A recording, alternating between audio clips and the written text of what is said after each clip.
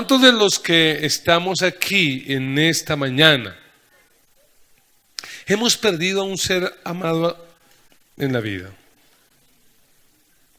Hemos perdido a alguien que amábamos mucho, que apreciábamos mucho, de pronto a un padre, mamá, un hermano, la hermana, el abuelo, la abuela.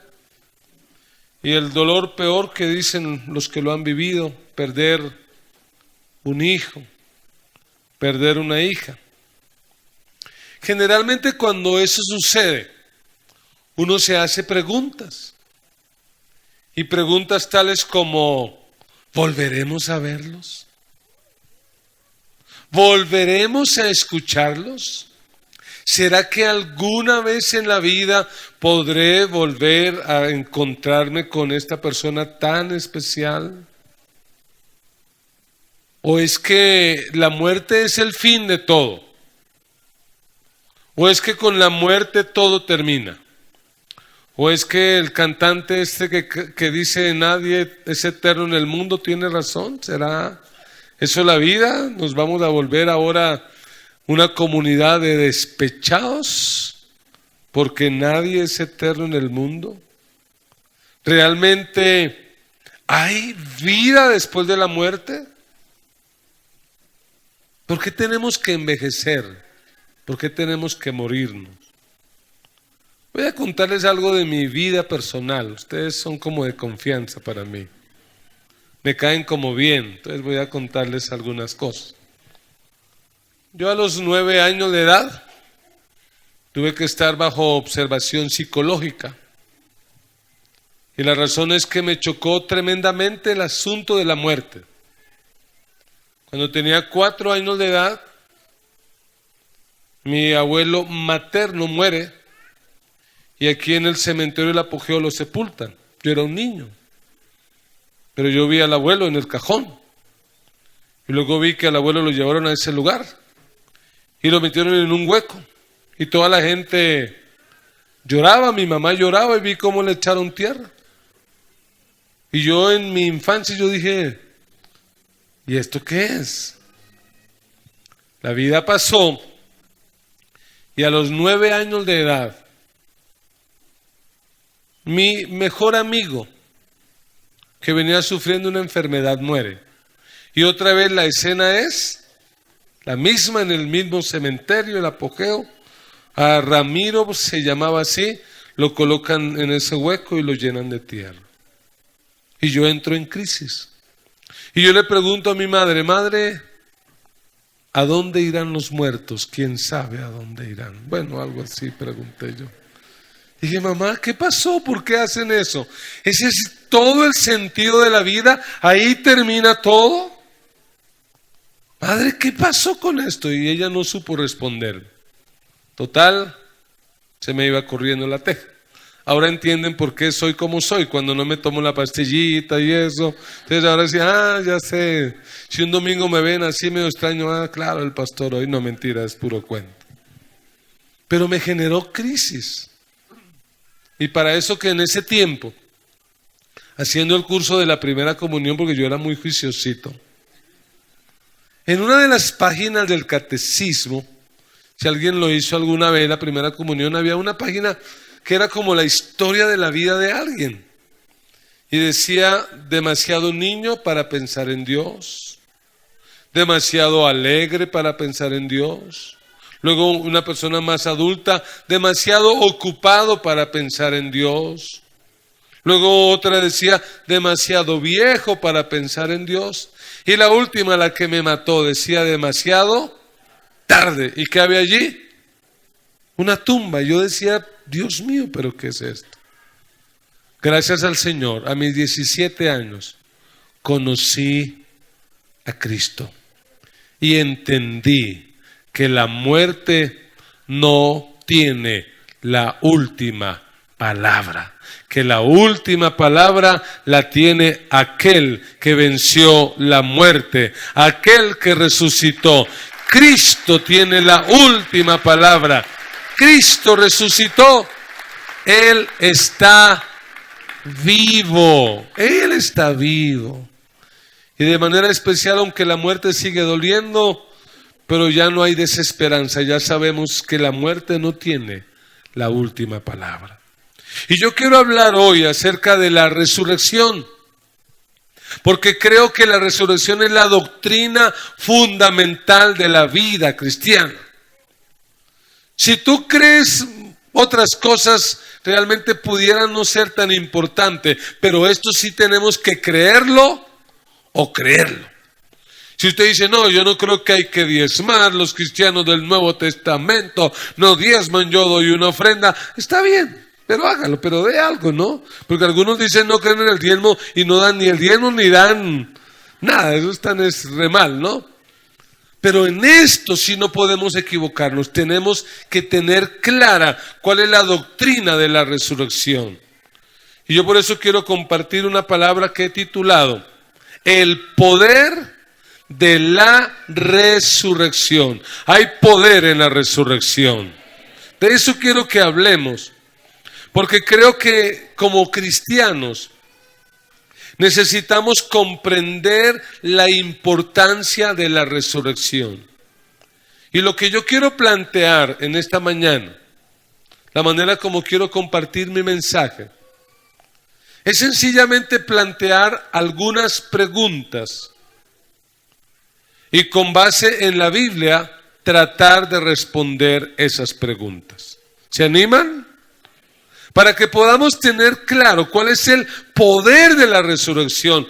¿Por qué para nosotros los cristianos la resurrección es tan importante? Así que empecemos. La primera pregunta que quiero responder con ustedes es: ¿qué es la resurrección? ¿Qué es? Porque a veces hablamos de la resurrección, pero ni siquiera sabemos qué es. Ni siquiera entendemos bien qué significa la resurrección. La palabra resurrección viene de un término griego que es anastasia. Bonito nombre para una hija, ¿no? Anastasia, de ahí viene el verbo anastasis. O sea que si hay una hermana que se llama aquí Anastasia, con confianza dígale hermana resurrección, bonito nombre. Y la palabra anastasia o anastasis significa levantarse. Es lo que yo los lunes, después de tanto trabajo el domingo, hago. Yo el lunes no me despierto, yo el lunes resucito de entre los muertos. Termino tan agotado que no me despierto, sino que resucito. Resucitar es levantarse. Resucitar es sacar de entre los muertos. Resucitar es resurgir. Resucitar es despertarse. Todos esos términos en la Biblia significan resucitar. Que alguien se levanta, que alguien se despierta, que alguien resurge, que alguien es sacado de entre los muertos. Pero ojo, resucitar no es volver a la vida. No. Porque si resucitar fuera volver a la vida, resucitar sería retroceder. Y resucitar no es retroceder, resucitar es avanzar.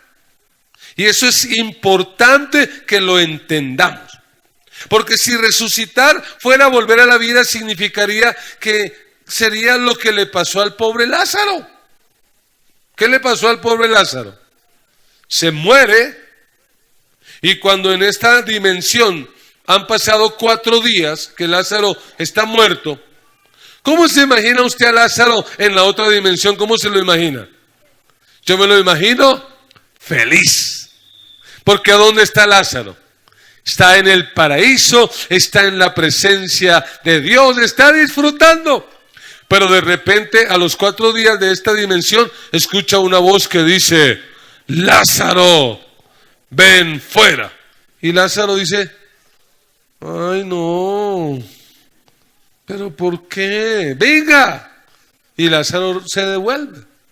La pregunta es: ¿Lázaro resucitó? No.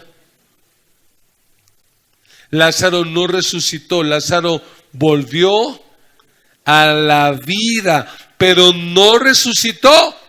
Es decir, Lázaro cuando vuelve a la vida, ¿qué le tocó otra vez? Comer, sufrir, llorar, enfermarse, y para colmo de males, ¿qué le tocó? Volverse. Oiga, morirse 2 veces, eso sí es muy de malas uno. Eso le tocó al pobre Lázaro, porque él volvió a la vida. Resucitar no es eso, grabes eso en la cabeza. Resucitar es avanzar, es ir hacia una vida nueva y definitiva que supera esta vida y que no está sujeta a la muerte. Lo voy a volver a decir. Resucitar es recibir una vida nueva, definitiva, que supera a esta vida y que no está sujeta a la muerte. Es decir, que si yo me enfermé y me morí, cuando resucite, no voy a resucitar enfermo y viejo, voy a resucitar como una persona totalmente nueva, transformada y glorificada por el poder de nuestro Dios. Resucitar es dar un paso hacia adelante y no un paso hacia atrás. Resucitar es superar la muerte en todos sus aspectos.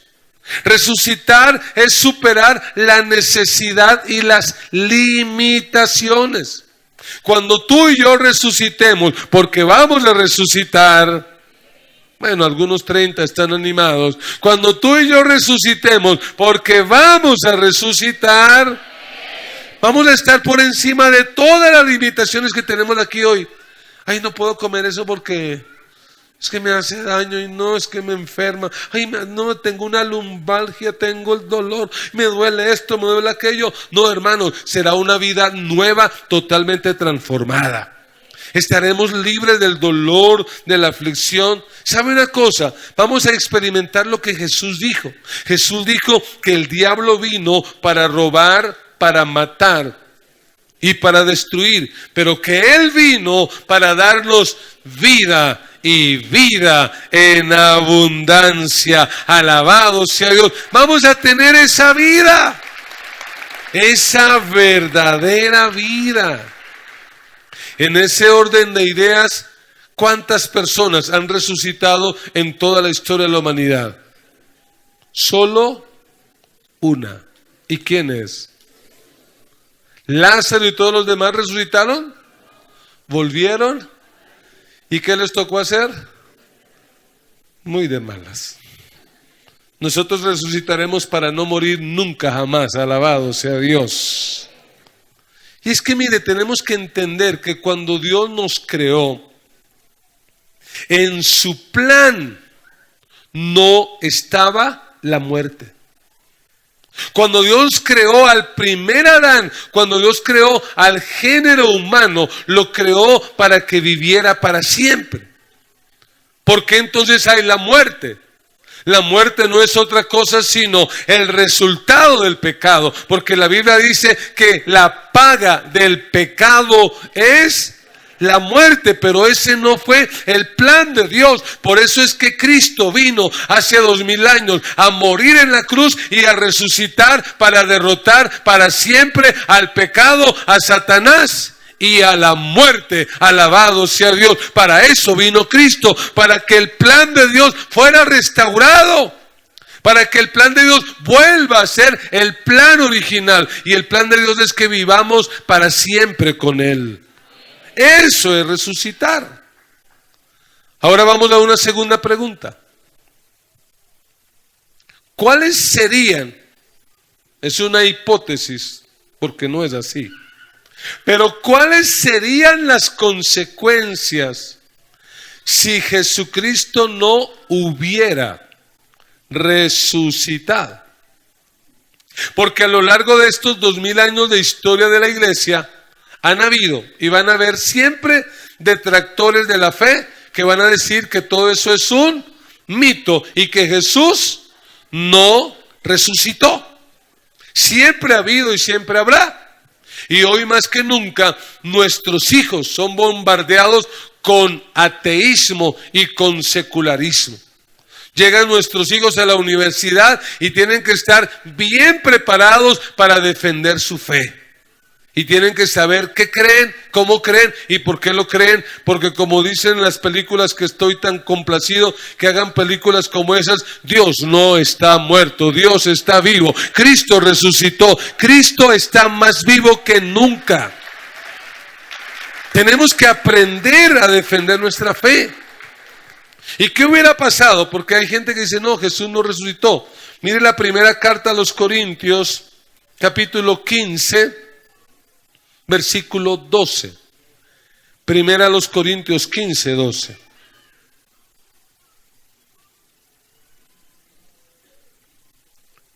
Pero si se predica de Cristo, que resucitó de los muertos, ¿cómo dicen algunos entre vosotros que no hay resurrección de muertos?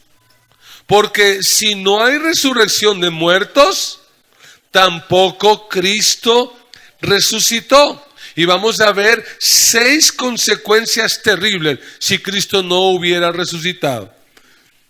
Consecuencia número 1: la predicación del Evangelio sería inútil. No valdría la pena predicar el Evangelio. Versículo 14. Y si Cristo no resucitó, vana es entonces nuestra predicación. Si Cristo no resucitó, lo que yo estaría haciendo aquí hoy es perdiendo el tiempo. Porque ¿qué hacemos predicando si Él no resucitó? No vale la pena. Seguir en esta fe no valdría la pena. Ese mismo versículo dice: vana es también vuestra fe. Si Cristo no resucitó, la fe pasada, presente y futura de los cristianos, ¿qué sería? Inútil. Oiga, hermanos, si Cristo no resucitó, apague y vámonos. Si Cristo no resucitó, no perdamos el tiempo aquí. Más bien vayamos a disfrutar, entre comillas, la vida que tenemos, porque es que la muerte es el final. Si Cristo no resucitó. Versículo 15, otra consecuencia. Dice Pablo como predicador del Evangelio, dice: y somos hallados falsos testigos de Dios, porque hemos testificado de Dios que Él resucitó a Cristo, al cual no resucitó, si en verdad los muertos no resucitan. Si Cristo no resucitó, los predicadores cristianos seríamos unos grandes mentirosos. Porque ¿qué nos pasamos diciendo domingo a domingo, semana tras semana, cada vez que tomamos la cena del Señor? ¿Qué decimos? Cristo resucitó, Cristo vive. Y así como el evangelista Gigi Ávila hace años, como decíamos los cristianos: ¿quién vive? Y a su nombre. Así decíamos, ¿no? Hemos perdido un poco ese fervor y hay que recuperarlo. Porque cada vez que predicaba el predicador, que estábamos recordando: ¿quién vive? Y a su nombre. Estábamos recordando que Él está vivo. Una cuarta consecuencia.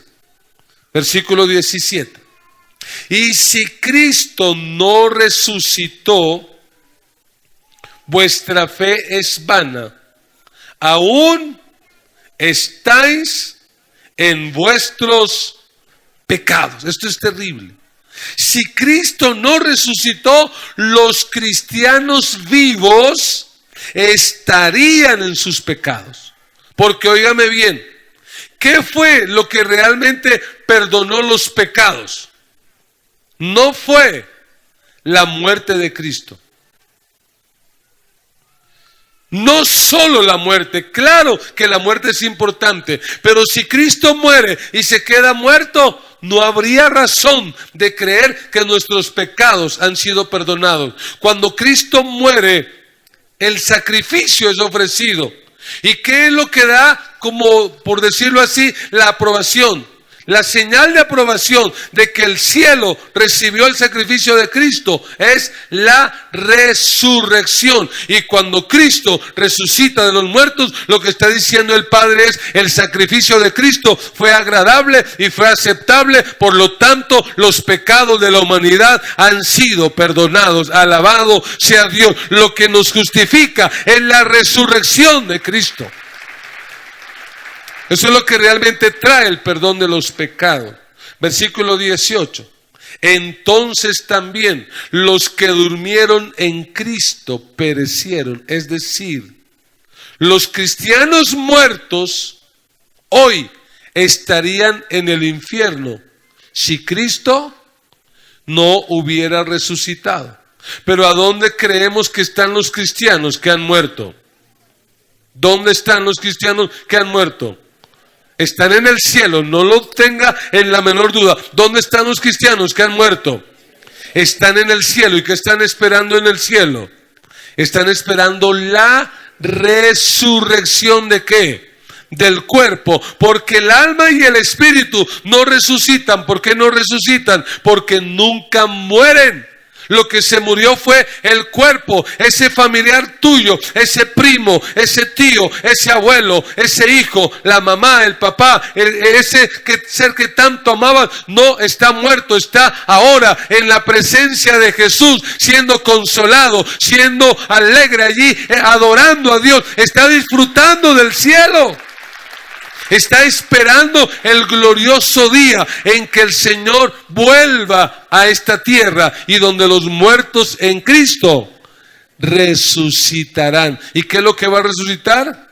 Su cuerpo. Pero ellos están ahora en la presencia de Dios. Versículo 19 dice: y si en esta vida solamente esperamos en Cristo, somos los más dignos de conmiseración de todos los hombres. Si Cristo no hubiera resucitado, ¿qué seríamos nosotros? Los más dignos de conmiseración. Es decir, si Cristo no hubiera resucitado, ¿qué tendría que decir la gente? Pobrecitos de esos evangélicos allá, mírenlos reuniéndose en ese lugar si Él no resucitó. Pero ¿cuál es la buena noticia? Y quiero que lo lea a voz en cuello. Versículo 20, bien animado, dígalo conmigo: mas ahora Cristo ha resucitado de los muertos, primicias de los que durmieron es hecho. Cristo resucitó, Él está vivo. Cristo venció la muerte, venció al pecado. Por lo tanto, la predicación no es inútil. Por lo tanto, su fe no es inútil. Por lo tanto, nuestros pecados han sido perdonados. Por lo tanto, aquellos que murieron creyendo en Cristo están ahora en la gloria del Padre en el cielo. Y porque Cristo resucitó, hay verdadero sentido para la vida. Alabe al que vive por los siglos de los siglos. Alabe al que venció la muerte. Alabe al que resucitó. Dígale al que está a su lado: Él está vivo. De verdad, Él está vivo, hermanos. Tercera pregunta que tenemos que responder en esta hora. Y que si hay aquí universitarios deberían tomar nota de esto. Para que cuando su fe sea atacada, usted pueda estar firme y decir: yo creo que Cristo vive por esto. Y la pregunta es: ¿cuáles son las pruebas de la resurrección? Porque lamentablemente esta sociedad, este mundo está en contra de Dios. Y cuando nuestros hijos van a la universidad no le van a decir: ay, qué lindo que tú creas en Cristo, cuánta gente como tú necesitamos. Te van a decir: eres un tonto, eres un tarado, siglo XXI, todavía creyendo esos mitos. ¿Qué te pasa? Eso es un cuento. Pues mire que nuestra fe tiene fundamento. ¿Cuáles son las pruebas? ¿Cómo nosotros podemos probar el hecho de la resurrección de Cristo? Te voy a dar por lo menos 5 pruebas, pero hay muchos más, pero por cuestión de tiempo. Prueba número 1. Las apariciones. Cristo resucitó y se apareció vivo con muchas pruebas indubitables. Durante 40 días Cristo se apareció a la gente. Mire lo que dice el texto, 1 Corintios 15, 3. Porque primeramente os he enseñado lo que asimismo recibí, que Cristo murió por nuestros pecados conforme a las Escrituras, versículo 4. Y que fue sepultado y que resucitó al tercer día conforme a ¿qué? Conforme a las Escrituras. Y que apareció a Cefas y después a los 12. Después apareció, óigalo bien, 1 Corintios 15, 6. Después apareció a más de 500 hermanos a la vez. Y cuando Pablo escribe esta carta, mire la nota que coloca, de los cuales muchos viven. Es decir, los primeros lectores de esta carta, lo que Pablo dice es, si quiere vaya y pregunte. Hay mucha gente que lo vio. Y dice Pablo, y otros ya duermen. Después apareció a Jacobo, después a todos los apóstoles, y al último de todos, como a un abortivo, me apareció a mí, porque yo soy el más pequeño de los apóstoles, que no soy digno de ser llamado apóstol, porque perseguí a la iglesia de Dios. Jesús se apareció a mucha gente. Hay pruebas indubitables. Una segunda prueba, indubitable, la tumba vacía. Hasta el día de hoy en Jerusalén hay una tumba vacía. Y los enemigos de la cruz, los enemigos de Cristo, han tratado de desvirtuar, de decir, no, encontramos los huesos, aquí está el cadáver, aquí está esto. Tontos, necios, Dios tenga misericordia de ellos, porque los huesos de Cristo nunca los van a encontrar, porque Cristo no es un cadáver. Cristo resucitó y está sentado a la diestra del Padre, lleno de gloria y de majestad, y desde ahí va a venir un día a buscar a su iglesia. Tercera prueba, la transformación de los discípulos. Los discípulos antes de la cruz eran una comunidad de gente miedosa, llenos de angustia. De hecho, en la cruz no estuvieron. Los únicos que estuvieron fue Juan, el discípulo amado, y las mujeres. Dios bendiga a las mujeres, son valientes de verdad. Por eso Dios las utiliza tanto todavía en este tiempo para llevar el evangelio. Solo Juan y las mujeres estaban allí. Los demás estaban pagando escondederos a peso, negando, asustados, todos. Pero ¿cómo se explica que 50 días después de la cruz, esa comunidad de discípulos es transformada? Ya no tienen miedo. Ahora los golpean y los azotan. ¿Y qué dicen ellos? No podemos dejar de decir lo que hemos visto y lo que hemos oído. Y todos ellos, los discípulos de Jesús, murieron de una manera cruenta. Murieron siendo crucificados, muriendo siendo aserrados. El único que parece que murió de vejez, pero exiliado en la isla de Patmos, fue Juan. De resto todos murieron trágicamente. ¿Por qué ese cambio? ¿Por qué esa transformación? ¿Sabe por qué? Porque sencillamente pudieron experimentar y conocer al que había resucitado, y por lo tanto ya no había temor a la muerte, porque ellos empezaron a descubrir que la muerte ya no tiene la última palabra. Es Cristo quien tiene la última palabra. Ya la muerte no reina, es Cristo quien reina. Por eso, Hasta el día de hoy, cristianos, hermanos nuestros, que están bajo regímenes como el régimen del grupo terrorista islámico ISIS. ¿Qué hacen nuestros hermanos allí? ¿Se echan para atrás? ¿Renuncian a su fe? No, son decapitados y mueren tranquilos. ¿Sabe por qué? Porque ellos tienen la convicción que tenía el apóstol Pablo: para mí el vivir es Cristo y el morir es ganancia. Alabado sea Dios.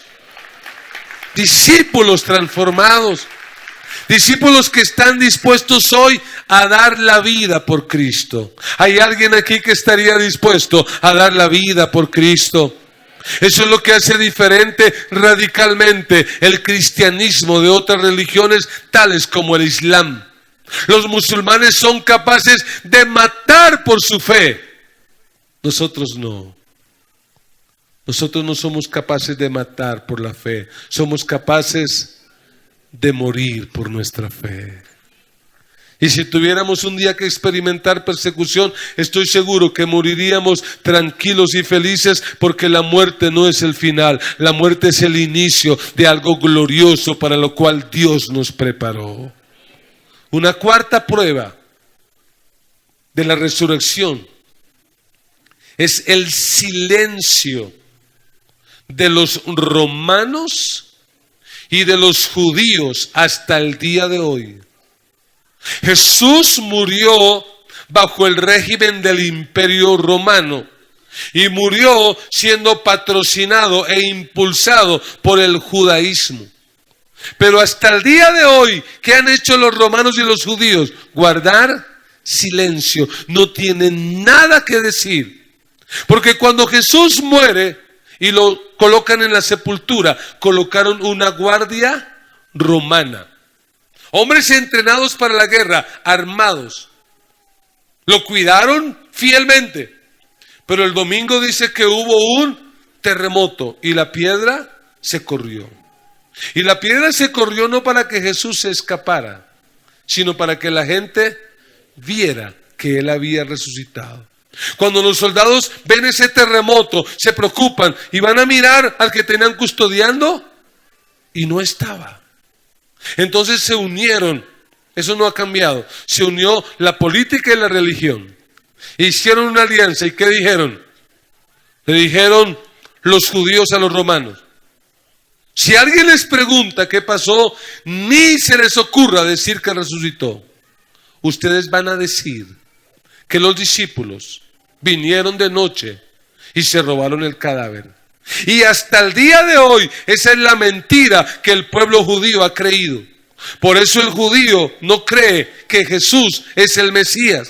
Ellos sí creen que Él vino y que murió, pero no creen que sea el Mesías. Por ellos siguen esperando al Mesías. Por eso cuando se acerque el tiempo final, van a ser fácilmente engañados por un personaje que la Biblia llama el anticristo. Alguien que se va a disfrazar como Cristo, que va a ocupar el lugar de Cristo, que va a estar en contra de Cristo. Van a ser engañados porque esa ha sido la mentira, pero realmente no es así. Hay pruebas sencillamente de que Él resucitó. ¿Cómo sería capaz unos discípulos tan miedosos de robarse el cadáver? Uno. Y dos, ¿cómo serían capaces luego de robar el cadáver dar la vida por un muerto, por una mentira, por un engaño? No hay explicación. La única explicación posible es que Cristo realmente resucitó, venció la muerte, venció el pecado y está vivo. Cristo resucitó. Cristo resucitó.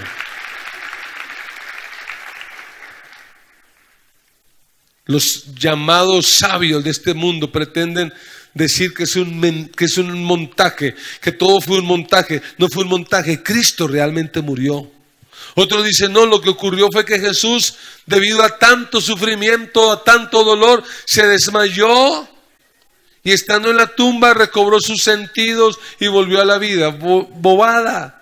La Biblia dice, y lo corroboran las evidencias históricas, a Cristo lo traspasaron en el costado, y cuando le traspasaron ya no había sangre, salió agua mezclada con sangre. Cristo realmente murió. Otros dicen no, Lo que ocurre es que los discípulos estaban tan enamorados de Jesús, lo amaban tanto, fue tan duro para ellos morir, que Él no resucitó, sino que a ellos les pareció. Y lo que dicen ellos es como cuando a alguien se le muere un ser querido. Y que se le murió y lo amaba tanto que a veces sin darse cuenta lo llama y dice, ¿verdad que él ya no vive ahí? Que él no está. O que va a la casa donde vivía y como que le siente que está ahí. No fue así. Eso puede ser algo muy emocional, pero no fue así. Jesús realmente resucitó. Otros dicen, no, es que en ese tiempo los discípulos estaban tan deprimidos, tan llevados, que usaron una droga alucinógena que les hizo tener alucinaciones. Oiga, qué falta. Es decir, los discípulos tan deprimidos se metieron una traba, pero bien maluca. Se la fumaron verde, y entonces empezaron a ver alucinaciones. No es verdad. Históricamente no hay pruebas históricas fehacientes que corroboren semejante herejía. La única explicación es que Él resucitó.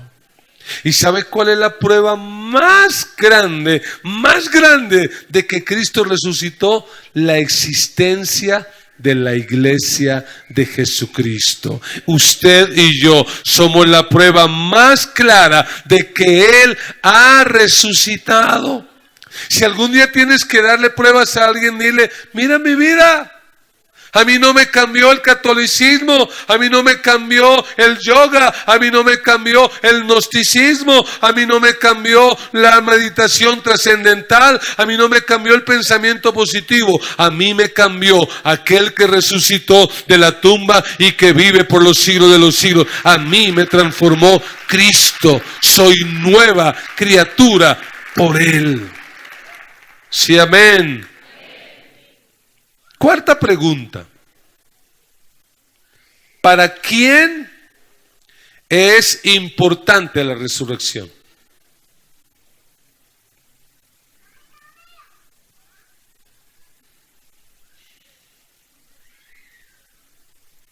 ¿Para quién es importante la resurrección? En primer lugar, la resurrección es importante para Jesús. ¿Por qué es importante para Jesús? Porque la resurrección demuestra que Jesús es quien dijo ser.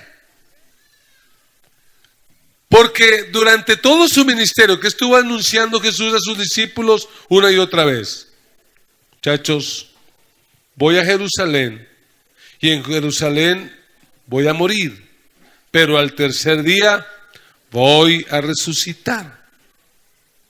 Si Jesús no resucita, ¿qué hubiera sido Jesús? Un mentiroso, un falso, un lunático. No habría razón para creer en Él. Pero Él resucitó. Él se levantó de la tumba. El apóstol Pablo dice en Romanos 1:4 esta verdad tan importante para cada uno de nosotros. Esta verdad que demuestra lo importante que es la resurrección para Cristo. Romanos 1:4. Que fue declarado Hijo de Dios con poder, según el Espíritu de Santidad, ¿por medio de qué? ¿Qué fue lo que confirmó que Jesús realmente era el Hijo de Dios? La resurrección. Fue lo que confirmó. ¿Recuerdan cuando Jesús va caminando con dos discípulos por el camino hacia Emaús? Y estos dos discípulos van tristes, preocupados, diciendo, no, la esperanza de nuestra vida se murió. No, Jesús ha muerto. Y Jesús camina con ellos y ellos no lo reconocen. Y Jesús les dice, pero ustedes sí son muy tardos para entender. ¿Ustedes qué les pasa? ¿Acaso no? Y es Jesús, pero ellos no lo reconocen. Ellos no se dan cuenta. Y Jesús termina diciéndole lo importante que era para él resucitar. Si Jesús no resucita, es un mentiroso. Le hubiera pasado como a un pastor por allá en un pueblo que se le corrió la teja, se volvió loco de verdad. Y entonces un día le dijo a su iglesia: hermanos, yo soy Jesús.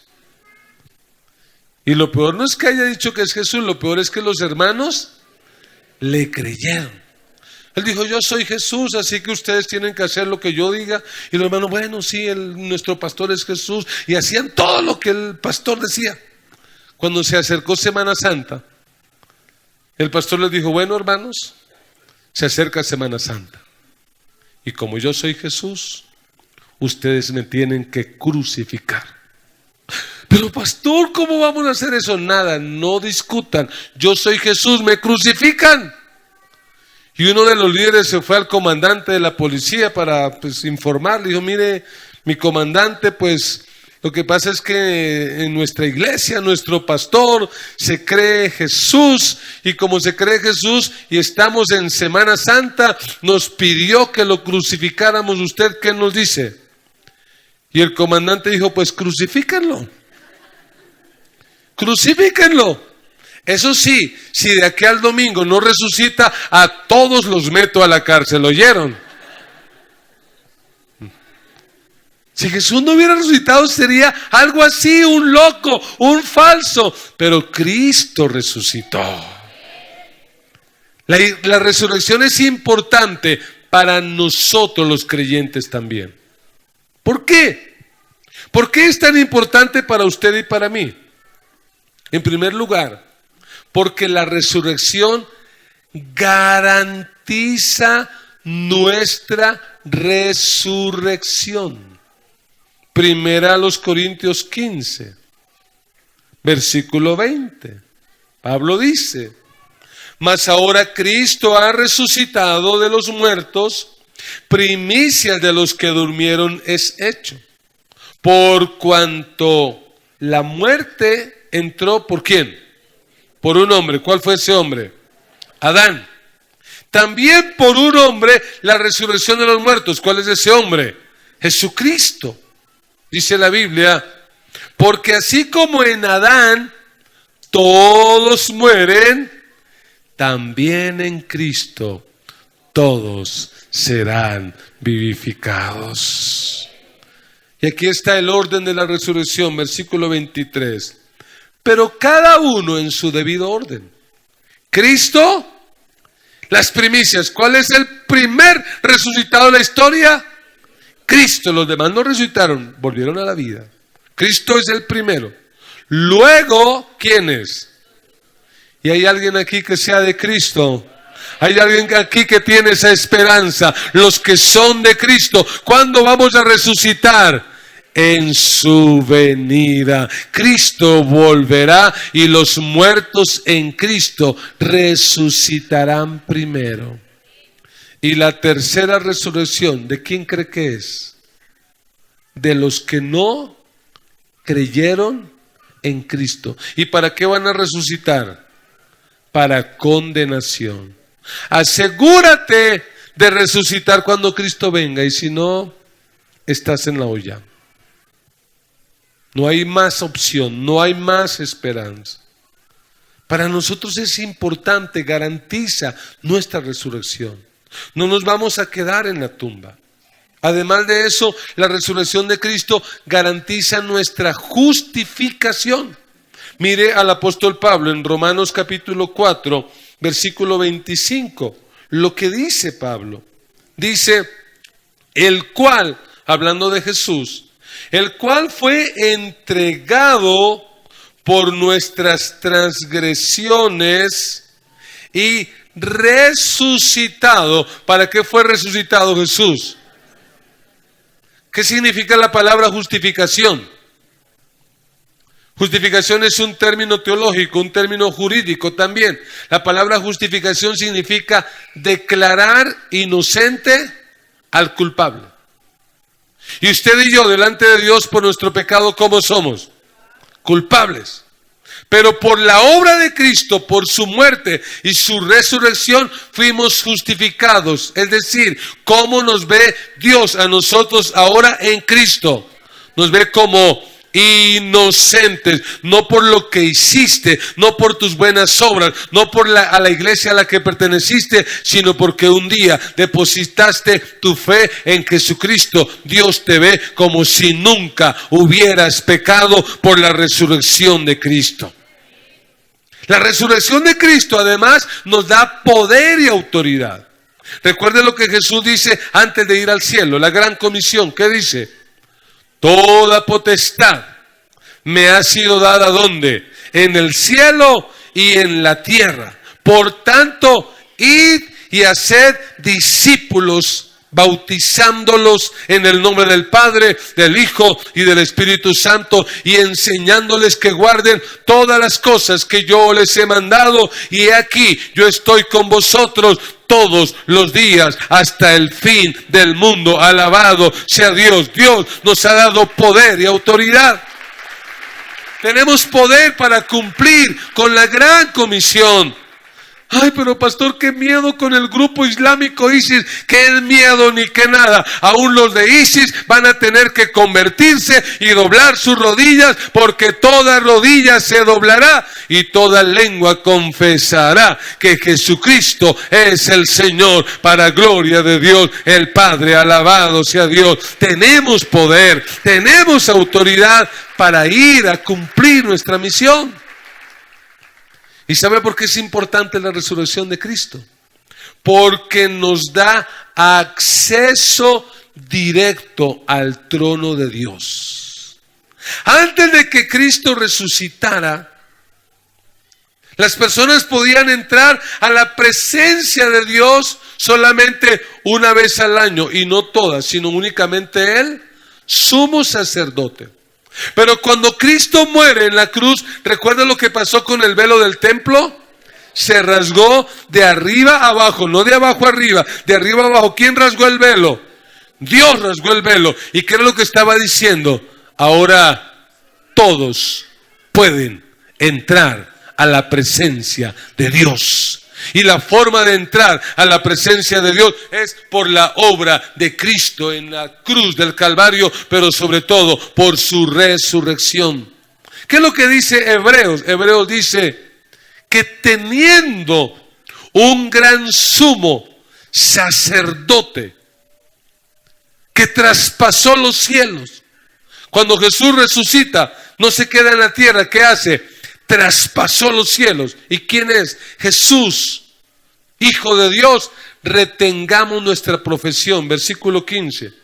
Porque no tenemos un sumo sacerdote que no pueda compadecerse de nuestras debilidades, sino uno que fue tentado en todo según nuestra semejanza, pero sin pecado. Versículo 16. Acerquémonos pues confiadamente al trono de la gracia para alcanzar misericordia y hallar gracia para el oportuno socorro. El camino está abierto, tienes acceso directo al Padre Celestial. No necesitas una palanca ni burocracia. Puedes entrar a la presencia de Dios ya mismo.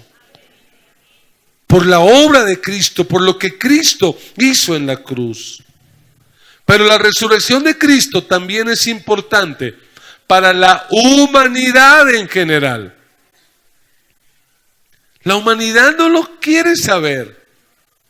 Por eso tenemos que predicarlo. Y a veces ni los cristianos lo entienden. A veces yo escucho cristianos que dicen: ay, pastor, mire esa guerra que está por estallarse entre Estados Unidos y Rusia. ¿Será, pastor, que vamos a entrar en los últimos tiempos? Y yo le digo: mire, desde que Jesús resucitó, estamos en los últimos tiempos. Si el Señor no ha acabado la historia de la humanidad, es por gracia, porque Él no quiere que nadie se pierda, sino que todos procedan al arrepentimiento. Pero llevamos 2000 años de gracia. Esto es como el partido de fútbol más largo, donde ya el partido se jugó y lo que está haciendo más largo, ¿qué es? El alargue. el alargue, ya 2000 años de alargue, y ahí está el Señor alargando. Pero va a llegar un día en que el Señor, juez justo, como el árbitro del cielo, que dirá: final, final, no va más. Hechos 17:31 lo confirma. Mire lo que dice Lucas, el escritor de Hechos. Dice la Biblia: por cuanto Dios ha establecido un día en el cual, ¿qué va a hacer Dios? Va a juzgar al mundo ¿con qué? Con justicia. A la gente no le gusta que se hable de esto, pero este mundo va caminando hacia el juicio final. Juzgará al mundo con justicia. ¿Por medio de quién va a juzgar a este mundo? Por aquel varón a quien designó, dando fe a todos con haberle levantado de los muertos. ¿Cuál es la persona que el Señor va a usar para juzgar este mundo? A Cristo, el que resucitó de los muertos. ¿Qué ha sido Cristo durante este tiempo de alargue del partido? ¿Sabe lo que es Cristo durante este tiempo? Es un abogado. Él es un abogado diciendo: ven, yo morí por ti, di mi vida por ti en la cruz. Pero cuando el tiempo se acabe, Jesús ya no será abogado, Jesús será juez. Y yo no sé usted, pero yo prefiero a Jesús como mi abogado, porque como mi abogado no hay quien le gane, pero como juez igual no hay quien le gane. Yo prefiero a Jesús como abogado. ¿Y cuál es la alternativa que tenemos? Versículo 30. ¿Cuál es la alternativa de la humanidad ante ese inminente juicio? ¿Qué dice la Biblia? Pero Dios, Hechos 17:30, pero Dios, habiendo pasado por alto los tiempos de esta ignorancia, ahora manda a todos los hombres en todo lugar que se arrepientan. ¿Cuál es la única opción para la humanidad escapar del juicio venidero? El arrepentimiento. Y más le vale a usted que ya se haya arrepentido, porque esto no es cuestión de jugar a la iglesia, de jugar a ser cristiano. Esto es cuestión de verdaderamente haberse arrepentido, haberle dado la espalda al pecado y estar viviendo para Cristo. Porque cuando Cristo venga no hay escapatoria. Él va a venir y va a venir como juez. Así que necesitamos arrepentirnos. Pero la resurrección de Cristo es importante también para Satanás. Satanás por eso odia la doctrina de la resurrección. Y va a levantar universitarios, decanos, catedráticos para decir que esto es un mito, que es una burla, que es esto, que es aquello, porque lo odia. Porque Satanás sabe que desde que Cristo resucitó, sus días están contados. Porque cuando Cristo resucitó, se cumplió lo que dijo la Biblia en Génesis 3:15, que la serpiente heriría en el calcañar a Cristo, pero que Cristo lo aplastaría con su cabeza. Cuando Cristo se levantó de la tumba, aplastó la cabeza de Satanás para siempre, lo derrotó para siempre. Cristo ha sido vencedor y Cristo ha derrotado a Satanás para siempre. Satanás está derrotado.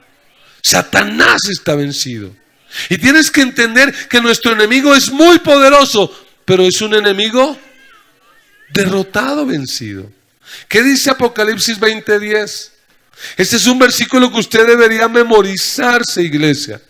Porque a veces Satanás viene a recordarnos nuestro pasado. Ay, acuérdate de lo que tú eras, acuérdate del pecado, acuérdate de lo que tú hiciste, y ya siendo cristiano, acuérdate. Y hay cristianos que viven amargados. Ay, pastor, yo no puedo con mi pasado, es que mi pasado. Mira, cuando el diablo te recuerde tu pasado, tú recuérdale tu futuro.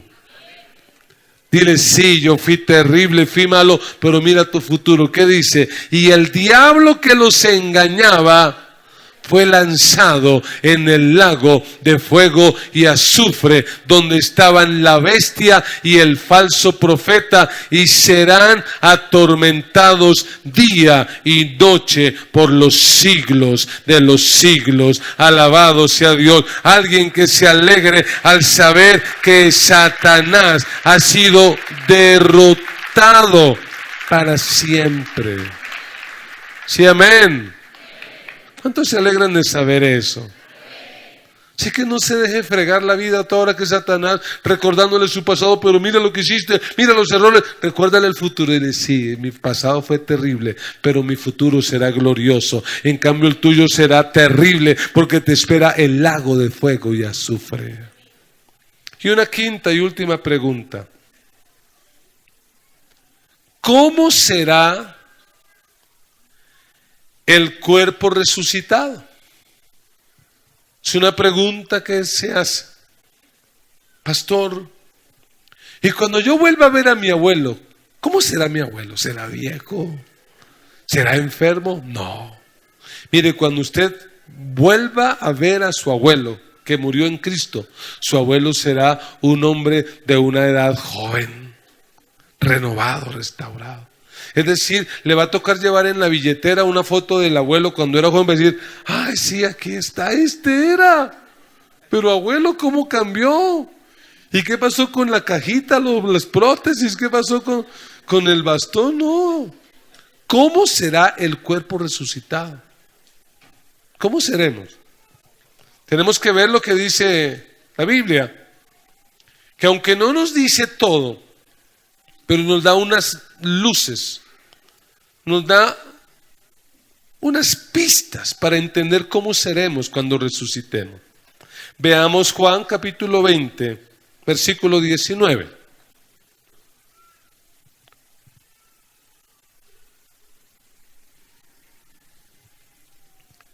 Está hablando de Jesús cuando resucitó, primer día de la semana. Cuando llegó la noche de aquel mismo día, el primero de la semana, estando las puertas cerradas en el lugar donde los discípulos estaban reunidos por miedo de los judíos, vino Jesús y puesto en medio les dijo, paz a vosotros. Y cuando les hubo dicho esto, les mostró las manos y el costado, y los discípulos, ¿qué hicieron? Se regocijaron viendo al Señor. Primero, nuestro cuerpo resucitado será un cuerpo físico, será un cuerpo real. Mire otro texto para entenderlo mejor. Lucas 24:36. Dice, mientras ellos aún hablaban de estas cosas, Jesús se puso en medio de ellos y les dijo, paz a vosotros. Versículo 37. Entonces, los que tienen la Biblia, ¿qué dice? Espantados y atemorizados, pensaban que veían un espíritu. Pero él les dijo, versículo 38 de Lucas 24, ¿por qué estáis turbados? Y vienen a vuestro corazón esos pensamientos. Lea por favor el 39. Mirad mis manos y mis pies. ¿Qué qué? Que yo mismo soy. Palpable, es decir, que les dice, tóquenme. Porque un espíritu no tiene carne ni huesos como veis que yo tengo. ¿Tendrá carne y huesos? Sí, eso dice la Biblia. Y diciendo esto, les mostró las manos y los pies. Y como todavía ellos de gozo no lo creían y estaban maravillados, les dijo, muchachos, desde el jueves, desde la última cena, no como nada. ¿Tienen algo de comer? Y ellos me los imagino asustados, dijeron, aquí hay un pez asado y un panal de miel. Ya sabían cómo les gustaba a Jesús el pescado, pescado a la bróster. Pescado con miel. Buena idea, ¿no? Que usted prepare algo así e invite a su pastor. Pescado a la bróster. Y el 43 dice, y él lo tomó, ¿y qué hizo? Comió. Honestamente, ¿a cuánto les gusta la comida? Una buena noticia para nosotros. Vamos a poder comer, aunque no vamos a necesitar comer. Es decir, usted no va a estar en el cielo diciendo, uy, tengo un filo, uy, no, es que esto, ¿a qué horas irá a terminar esta reunión? Para ir a almorzar, no. No vamos a necesitar, pero vamos a poder disfrutar comer. Y lo más lindo es que usted no va a decir, ay, no, es que eso me hace un daño. Uy, ese jugo de maracuyá es muy ácido, eso me pega duro, uy, no. Vamos a poder comer de todo, alabado sea Dios. Porque es que algunos a veces tienen unos conceptos raros del cielo y se imaginan, ay, es que mi abuelo se murió y debe estar en el cielo allá con su arpita con alitas tocando el arpa en una nube. Qué aburrimiento, si ese es el cielo, qué jartera. No, el cielo va a ser una vida similar a la que vivimos en la tierra, pero una vida mejorada, transformada y glorificada. Alabado sea Dios. Será una vida especial, una vida en abundancia. Será algo especial. Por eso a algunos les da miedo morirse porque dicen, uy, no, eso para ir allá a tocar arpa en el cielo, si no toque guitarra en la tierra, menos arpa en el cielo. Será un cuerpo real. En segundo lugar, será un cuerpo semejante al sepultado. Porque ¿qué les dice Jesús? Mírenme, tóquenme. Pero mire en Juan 20, versículo 24. Dice, pero Tomás, uno de los 12, llamado Dídimo, no estaba con ellos cuando Jesús vino. Le dijeron pues los otros discípulos, al Señor hemos visto. ¿Y él qué dijo? Si no viere en sus manos la señal de los clavos, y metiere mi dedo en el lugar de los clavos, y metiere mi mano en su costado, ¿qué dice Tomás? No creo. Conmigo es ver para creer. Método científico, hay que comprobarlo, y si no, nada. 8 días después estaban otra vez sus discípulos dentro y con ellos Tomás. Llegó Jesús estando las puertas cerradas, ojo con ese detalle, y se puso en medio y les dijo, Shalom, paz a vosotros. Luego dijo a Tomás, pon aquí tu dedo y mira mis manos, y acerca tu mano y métela en mi costado, y su vaciada que le pegó, y no seas incrédulo, sino creyente. Entonces Tomás respondió y dijo, Señor mío y Dios mío. Y Jesús le dijo, bien, porque me has visto, Tomás, creíste. Bienaventurados los de la gran comisión, que no vieron, pero aún así creyeron. 2000 años después creyeron que yo había resucitado. Bienaventurados ellos. Nuestro cuerpo será semejante. Ojo, no igual, pero semejante. Porque ¿qué va a conservar Jesús? Las cicatrices. Por eso cuando van camino de Emaús y no lo reconocen, y Jesús parte el pan, cuando levantan las manos, ¿qué pueden ver los discípulos? ¿Y qué dicen? Es el Señor. Porque no es igual, es transformado, es glorificado, pero tiene rasgos. Es decir, que usted y yo tenemos rasgos de nuestro carácter, rasgos de nuestra personalidad, aún de pronto rasgos físicos, por medio del cual cuando lleguemos al cielo, ¿qué vamos a decir? ¿Será que sí es?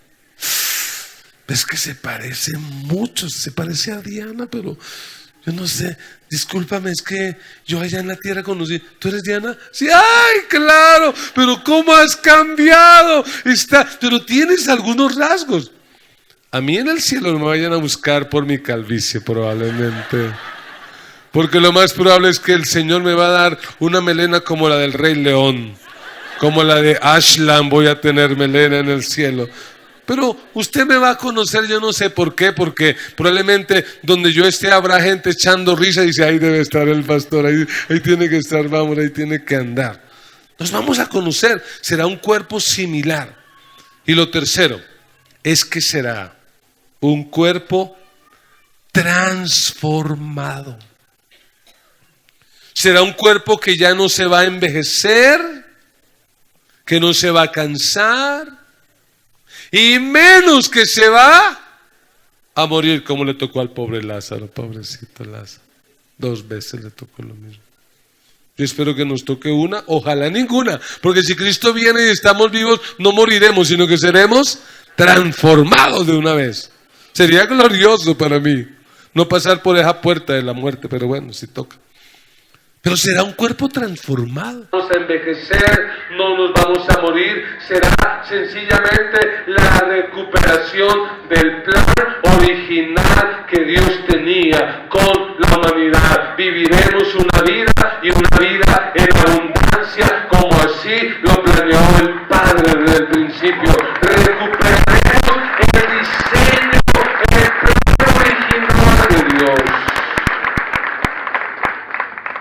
Por eso, hermanos, esa es nuestra esperanza. La esperanza más grande que nosotros tenemos es la resurrección. La esperanza más grande no es la casa propia, no es la plata, no es la pensión, porque todas esas cosas van pasando. Y si Cristo no viene, un día nos moriremos. ¿Cuál es nuestra esperanza? Que un día resucitaremos y viviremos para siempre. Y podremos volver a ver a aquellos que se nos adelantaron en el camino. Mi viejito ahora en julio cumplirá 2 años de que se fue. Pero él está en el cielo, allá no hay reloj. O sea que para él ¿hace cuánto que se fue? Hace un instante. Es decir, que si yo en 30 años me muriera, ¿qué diría mi viejo? Pero usted se vino tan rápido. No, papá, ya en el otro lado ya pasaron 30 años. Será algo diferente. Somos un pueblo con esperanza. No le tengamos miedo a la muerte, no le tenga miedo. Entienda que la muerte ya fue vencida. Cristo derrotó la muerte. Ahora la muerte no tiene la última palabra. Cristo tiene la última palabra. Cristo la venció. Cristo la venció. Alabado sea Dios. Colóquese de pie y vamos a hablar con Dios.